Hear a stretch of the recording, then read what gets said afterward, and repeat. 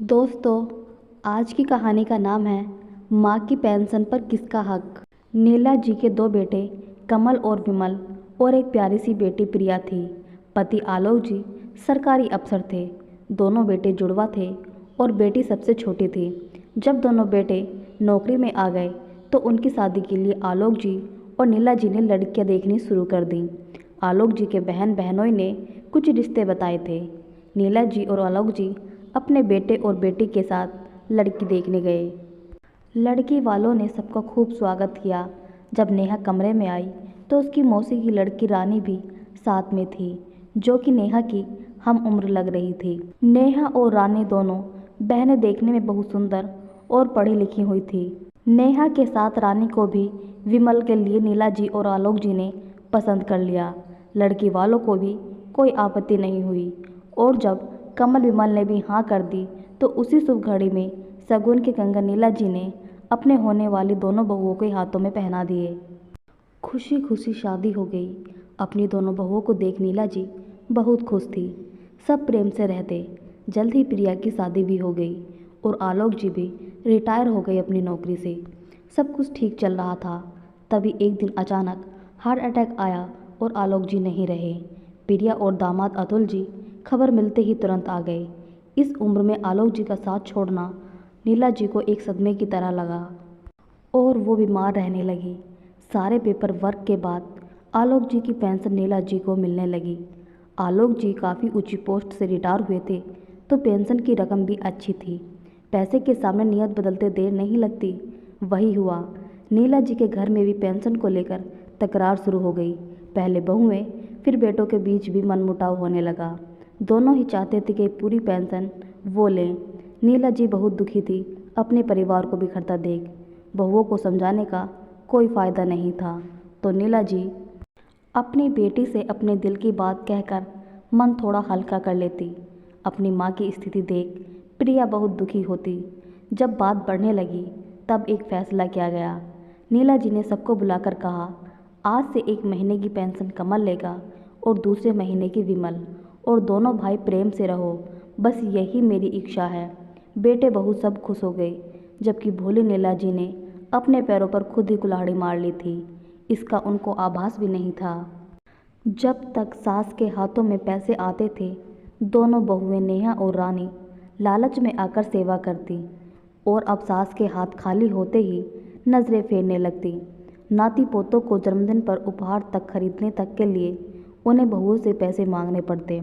दोनों कुछ ना कुछ सुनाने से बाज नहीं आती।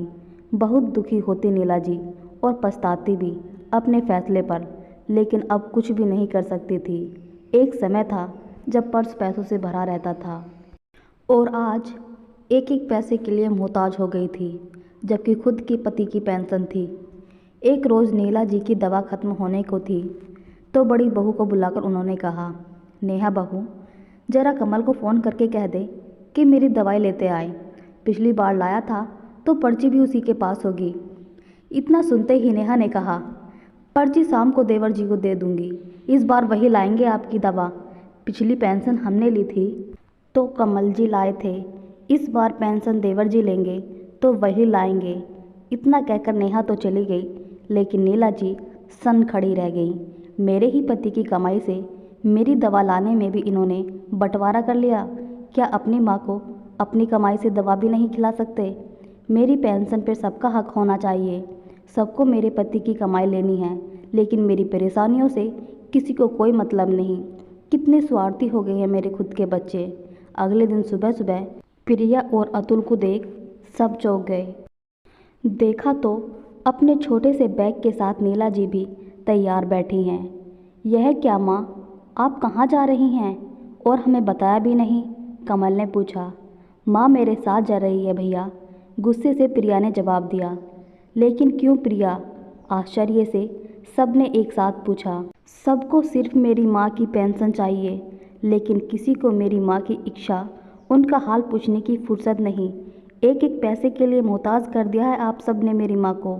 इस उम्र में मेरी माँ अपने काम खुद करे, 2 रोटी भी अपने पति की पेंशन से ही खाए। यहाँ तक कि डॉक्टर और दवा के खर्च भी पापा की पेंशन से हो तो 2 बेटे होने का क्या फ़ायदा? सिर्फ मेरे पापा की पेंशन पर हक जताने के लिए? पति की पेंशन पर सिर्फ उसकी पत्नी का हक होता है, ताकि उसके जाने के बाद भी वह आर्थिक रूप से मजबूत रहे। फिर आप सबका कैसा हक उस पेंशन पर, बताइए मुझे। अब से माँ हमारे साथ रहेगी, और हाँ भैया, माँ की पेंशन माँ खुद खर्च करेगी। प्रिया ने इतना कहकर घृणा से अपने भाइयों से मुंह फेर लिया। आप बेटे होने के बाद भी फ़र्ज़ नहीं निभा सके, लेकिन मैं दामाद का फ़र्ज़ नहीं भूलूंगा। माँ को खाने और दवा के पैसे नहीं देने पड़ेंगे अपने इस बेटे के घर।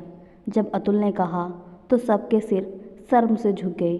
प्रिया और आलोक ने माँ का हाथ पकड़ा और अपने घर ले गए। उन्होंने माँ की खूब सेवा की। अतुल ने उनको अपनी माँ की तरह रखा। नीला जी की बेटी और उनके दामाद ने एक बेटे से बढ़कर उनके प्रति सारे फ़र्ज़ निभाए। कहानी देखने और सुनने के लिए आप सबका बहुत बहुत धन्यवाद दोस्तों।